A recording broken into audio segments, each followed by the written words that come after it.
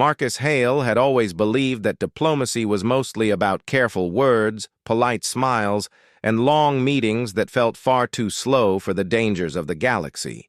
But as he followed the ceremonial escort through the shining corridors of the Zirathi Palace, he realized there was much more to it. Every step inside the alien structure felt like walking into a different world, one that was ancient, beautiful, and a little frightening.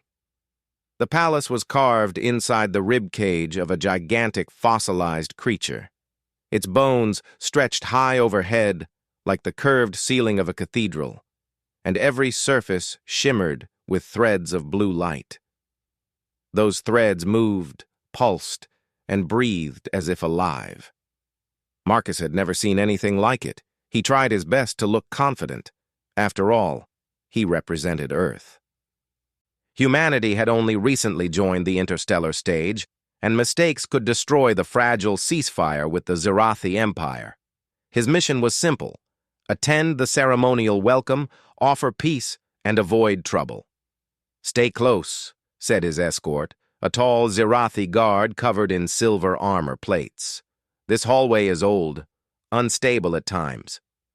Marcus nodded. He didn't understand why the Zirathi kept their palace inside a fossil, but he wasn't here to question their traditions. He was here to stop a war. The hall was long and curved. Strange crystals grew from the walls like glowing plants. Some flickered with images of history, battles, star systems, faces of rulers with bright metallic eyes. Marcus slowed for just a moment to stare. "Human," the guard said sharply. "Do not stop. The Queen waits." Marcus forced himself to move again. The last thing he needed was to offend the Zirathi ruler on his first visit. Queen Seralith was known across the galaxy for her calm logic, but also for her absolute authority. One insult, even by accident, could ruin everything. He adjusted his diplomat badge and kept walking. Suddenly, the palace trembled. At first, it was a small shake, like the rumble of a distant engine, but within seconds the ground jolted hard. Crystals cracked, dust fell from the fossil ceiling. The guards shouted in their own language. "What's happening?" Marcus yelled. "A structural shift," the guard answered. "The lower chambers must have moved. Stay behind." Before he could finish, a larger shockwave ripped through the hallway. The floor tilted. Marcus stumbled forward and crashed into a side passage. The escort reached for him, but another tremor separated them. "Human, stop!" the guard shouted, but it was too late. The corridor wall split, and a slab of bone crashed down between Marcus and the guards. The impact forced a cloud of dust into the air. Marcus coughed, eyes watering, and tried to stand. "Marcus Hale!" the guard shouted from the other side. "Do not move! We will—" His voice was cut off by the sound of another collapsing support beam. Marcus wiped his eyes. "Great. That's perfect. First diplomatic mission, and I'm already lost in a giant alien skeleton." He took a slow breath. Panicking would not help. He examined the narrow passage he had fallen into. Soft lights glowed along the walls, leading deeper into the palace. The main hallway behind him was blocked. He had no choice but to follow the new path. "Find the exit," he told himself. "Find the guards. Try not to die. Simple." He walked quickly but carefully. The corridor twisted several times, then sloped downward. The lights grew brighter, more gold than blue now. The air felt warmer, too, and the walls changed texture, from smooth fossil to something softer and slightly organic. "That's different," Marcus muttered. Ahead of him, a large circular door slowly unsealed. A soft hum echoed from inside. The door opened like a blooming flower, petals folding outward. "Is this an exit?" Marcus wondered. It didn't look like one. The chamber beyond the door was enormous and strangely peaceful. The walls glowed with gentle colors that shifted like waves. Floating crystals drifted in the air, spinning slowly. Each crystal showed moving pictures, scenes of alien landscapes, old rulers, ancient battles. They looked like memories given shape. But the most impressive thing in the room was the structure in the center. A circular cradle of silver branches, holding a floating sphere that pulsed with deep blue light. Marcus stepped inside before he could stop himself. It was the most astonishing room he had ever seen. He realized, with a slow, rising dread, that this was not a public hallway. This was not a side chamber. This room felt important, sacred. He had just walked into someone's private space. His heartbeat quickened. Please don't be what I think it is. He looked around again. There was no bed, no decorations one would expect in a personal bedroom.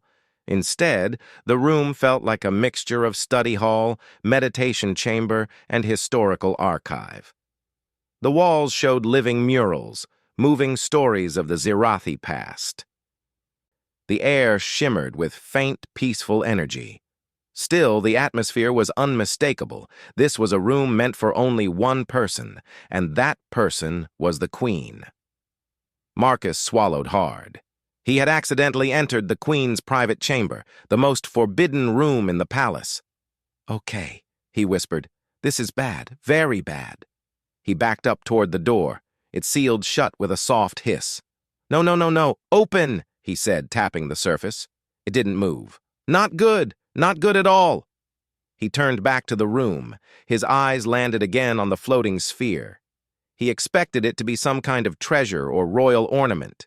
But as he walked closer, he noticed the markings on it, patterns of lines, curves, and geometric shapes. They weren't Zirathi symbols. They looked human. Marcus froze. He stared at the sphere. Unable to understand what he was seeing, the cradle holding it hummed softly, recognizing his presence. The blue light inside the sphere brightened, as if waking up. "That's impossible," he whispered. "Humans didn't reach this part of the galaxy until recently." But the design on the sphere looked old, very old, maybe thousands of years. He reached out a hand, not touching the sphere, just trying to see it better. The sphere responded. It projected a faint image into the air, a star map. Marcus jumped back. Okay, definitely not touching that again. He didn't know which was worse, being trapped in the Queen's private room or discovering something that absolutely should not exist. He paced in a small circle, trying to think. He needed to stay calm. The guards were probably already searching for him. They would open the door soon. All he had to do was wait and not touch anything. He forced himself to sit on a low, smooth platform. He folded his hands and breathed slowly, but the room didn't let him relax. The floating murals shifted and changed. The crystals showed new scenes, massive starships crossing unknown sectors, planets rising and falling, and figures with glowing eyes leading civilizations. The images moved like dreams, each telling a story older than human memory. Marcus watched in silent awe. "What is this place?" he asked the room, knowing it wouldn't answer. A sudden soft chime echoed through the chamber. Marcus stood instantly. "That wasn't me. I swear that wasn't me." The patterns on the sphere brightened again. The star map shifted, zooming in on a single point, the Terran system. More lines formed around it, connecting to distant star clusters Marcus had never seen. The sphere was marking human-related locations across the galaxy. "But humans couldn't have been here," he whispered. Before he could think further, the door behind him opened with a quiet, regal hum.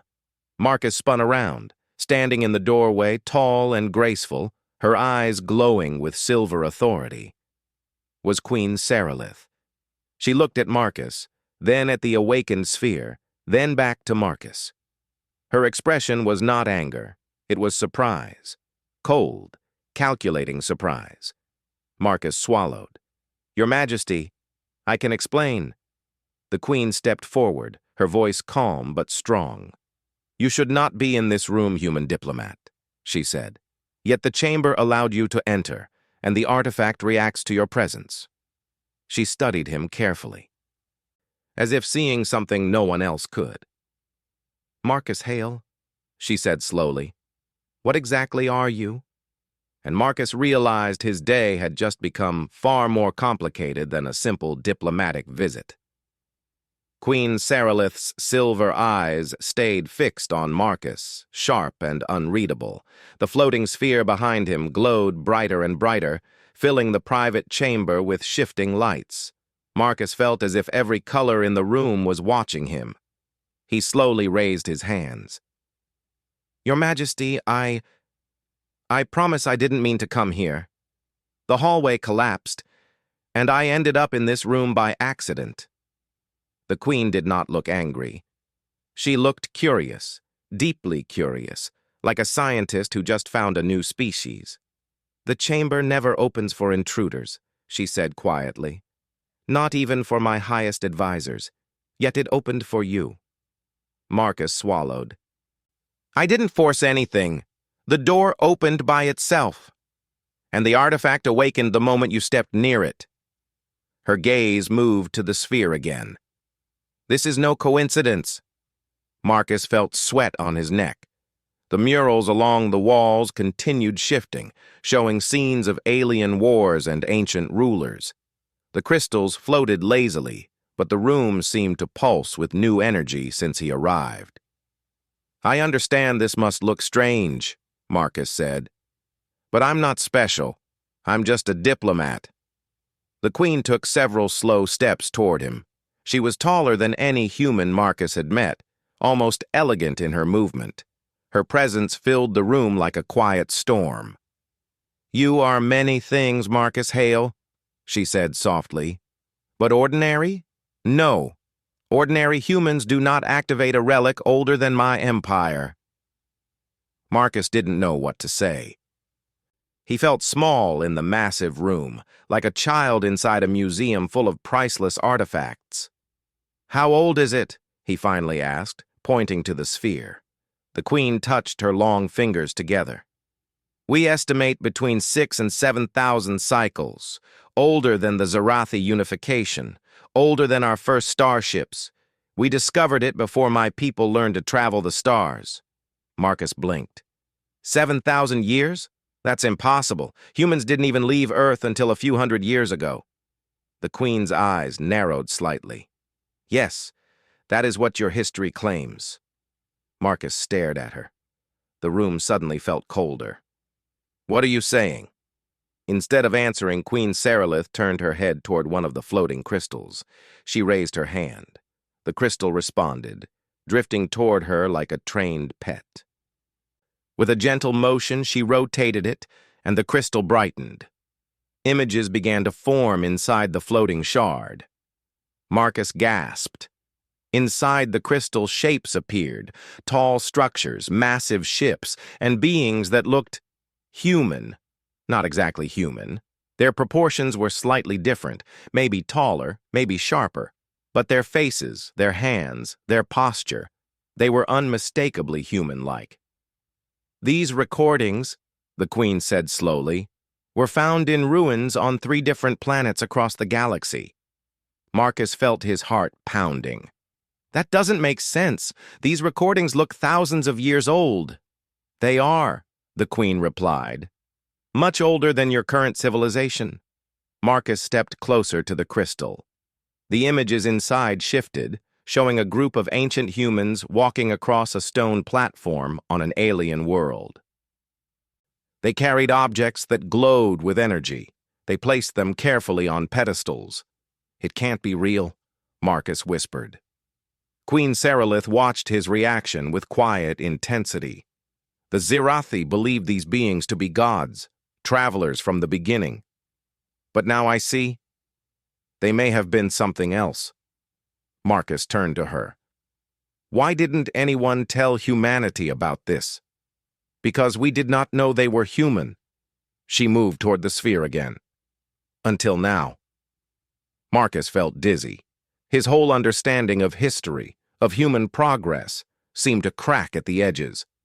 "So you're saying humans existed out here thousands of years before Earth's history even began?" Marcus said. That is one possibility, the Queen replied. Another is that your kind once reached the stars but fell into ruin, forgotten by time. Civilizations rise and fall, Marcus Hale. She paused, then added, Yours may have simply risen again. Marcus stared at the sphere. The glowing star map inside continued to shift, drawing lines between ancient outposts across the galaxy, all linked to Earth. Marcus hesitated. This is too big. If this is real, Earth needs to know. But the Queen's expression became stern. No, not yet. Marcus looked at her in confusion. Why not? Because not all empires wish for humans to rise in power again, she said. If some discover this truth before your people are ready, they will fear you, and fear leads to destruction. Marcus felt a chill. So this secret could start a war? A war worse than the one we just avoided. She circled him slowly, studying him with a scholar's eye. Your presence here is already a danger. Marcus rubbed his forehead. Then why didn't you call for your guards when you saw me here? Because the sphere reacted to you, not to me, not to any Sirathi, only to you. She paused. That means something we do not yet understand. Marcus glanced at the murals on the walls. They showed scenes of ancient conflicts, alliances, and star systems. But now, as he looked closer, he noticed something strange. In several murals hidden in the background, small figures appeared, shaped like humans. Your murals, Marcus said, pointing. Are these humans too? The Queen turned to look. We once believed them to be mythic spirits, guides from the stars. But if the artifact recognizes you, then these spirits may be your ancestors. Marcus shook his head. That means humans influenced your history. And many others, the Queen added. There are similar symbols in ruins of the Vorth, the Inakari, the Kaharun. Entire civilizations may have been shaped by your ancient predecessors. Marcus felt overwhelmed. But how? How could humans have done all this? That, she said gently, is the question your presence has awakened. Before Marcus could respond, a deep alarm rang through the chamber. The Queen snapped her head toward the door. The lights in the room dimmed for a moment, then pulsed red. Your guards? Marcus asked. No, the Queen said, her voice suddenly sharp. Those are my personal guards. They have detected an unauthorized activation of the chamber. Marcus's eyes widened. That means they're coming here. Yes, she replied. And they will not be pleased to find you in this room. Marcus stepped back. Can you explain to them what happened? That it was an accident? They are loyal, the Queen said, but they follow protocol. Even I cannot stop them from performing their duty. Marcus felt panic rising again. He imagined heavily armored aliens storming in, dragging him out, maybe even executing him on the spot. Is there somewhere I can hide? He asked quickly. No, the Queen replied. Hiding would only make things worse. So what do we do? The Queen looked at the sphere, then back at Marcus. You must stand beside me, she said. If they see you with the activated relic and with me, they may hesitate. Hesitate? Marcus repeated. That's comforting. The Queen gave a faint smile. Calm, distant, but real. You humans are known for your courage. Let us hope today is no different. The door thundered as someone struck it from the outside. Marcus's heart jumped. Your Majesty, if this goes wrong, it will not, she said firmly. Another strike shook the door. Marcus stood beside her, trying not to tremble. The Queen placed her hand gently on the sphere. It brightened again, sending long beams of blue light across the room. The door burst open. 4 Zarathi royal guards stormed in, their armor glowing with defensive energy. Their weapons were aimed directly at Marcus.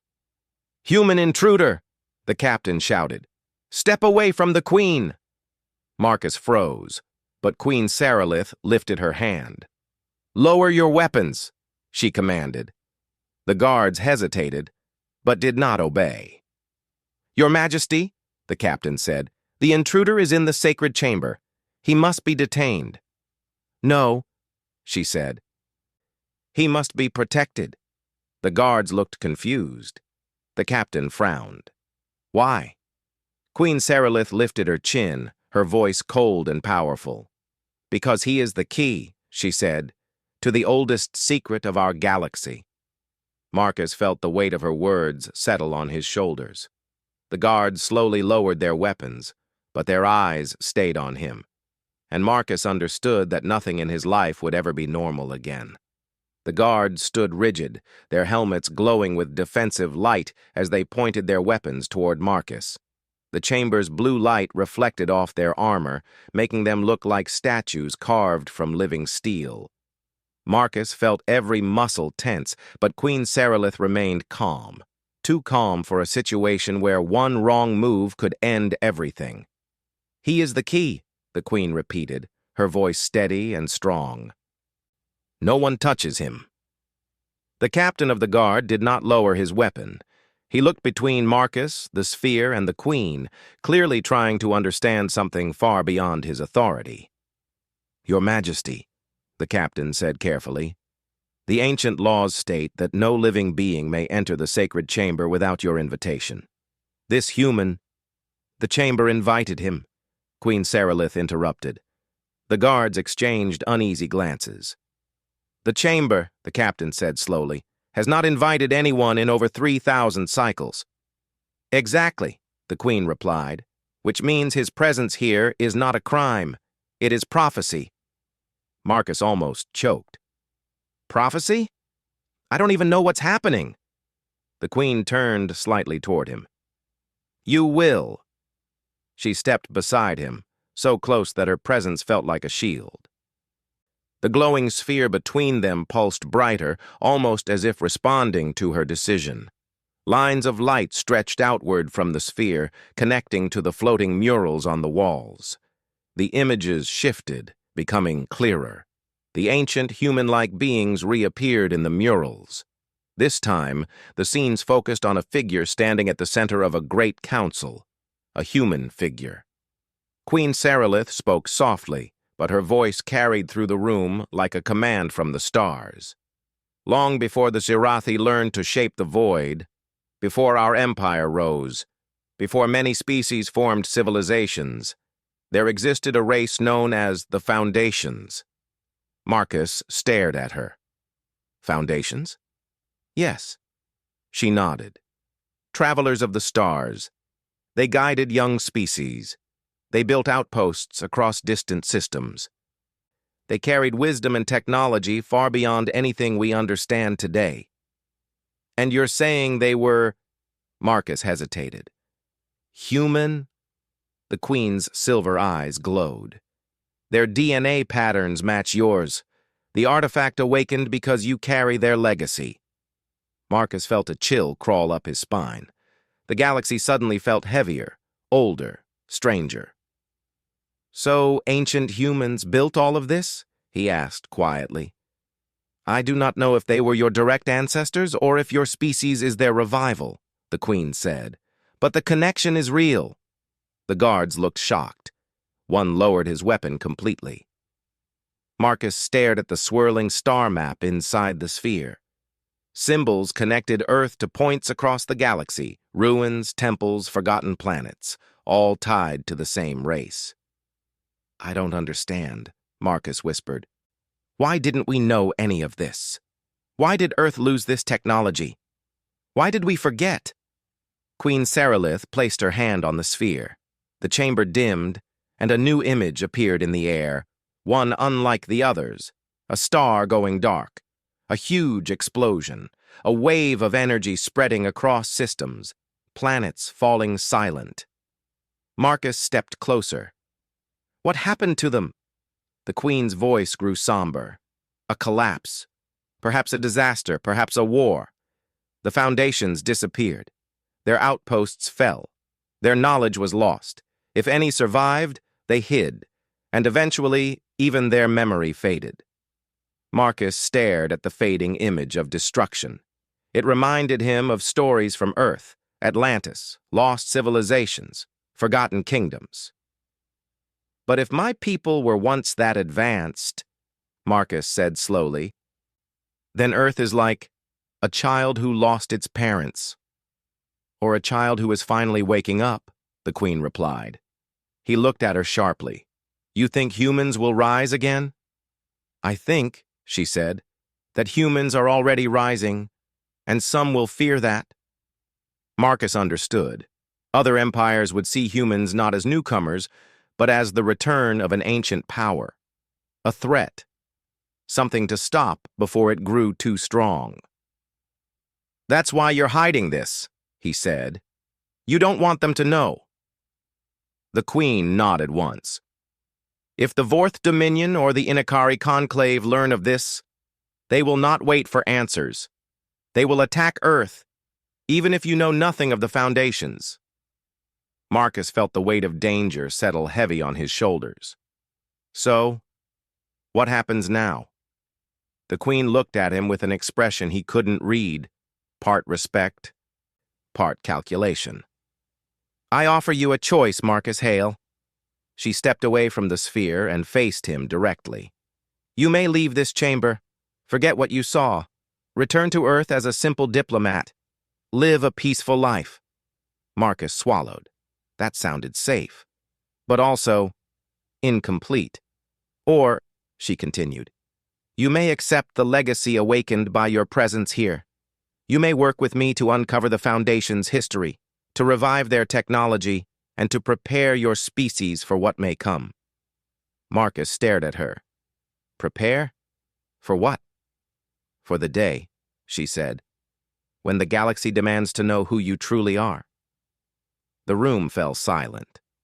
Marcus felt the world spinning in his mind. He had come to the palace to stop a war. Now he was being asked to help uncover a forgotten galactic empire linked to humanity itself. If he chose the second option, life would never be simple again. He would become part of something ancient, something powerful, something dangerous. But deep inside, he knew his answer. "I didn't ask for this," Marcus said slowly. "I didn't want to be anyone special. But if humans really were something great once, if we once shaped the galaxy," he looked at the swirling star map again, "then maybe we should know. Maybe we should rise again, not to rule, but to understand." A small smile touched the Queen's lips. "Then you accept?" Marcus nodded. "Yes." The Queen turned to her guards. "He is under my personal protection. No harm is to come to him." The guards bowed deeply. "Yes, Your Majesty." One of them stepped forward. "Shall we seal the chamber, Queen Saralith?" "For now," she said. "Until we know more." She looked at Marcus. "Come, human diplomat. We have much to discuss." Marcus followed her out of the chamber. The door closed behind them, sealing the ancient secrets once again. But as they walked through the glowing corridors of the palace, Marcus felt something new inside him, something like fire. He had seen humanity's forgotten past. He had touched the legacy of the Foundations, and now he would help rewrite the future. When they reached the main hall, the Queen paused beside him. "Marcus Hale," she said, "the galaxy will not understand what you are, not yet, but they will." Marcus took a deep breath. "Then I guess we better make sure we're ready." Queen Saralith nodded. "Indeed." As they stepped into the vast throne chamber where ambassadors waited, Marcus looked up at the stars beyond the transparent ceiling. For the first time in his life, he didn't feel small. He felt like a spark, one that might ignite something far greater than himself. Something human, something ancient, something unstoppable. Humanity was waking, and the galaxy was about to find out. HFY.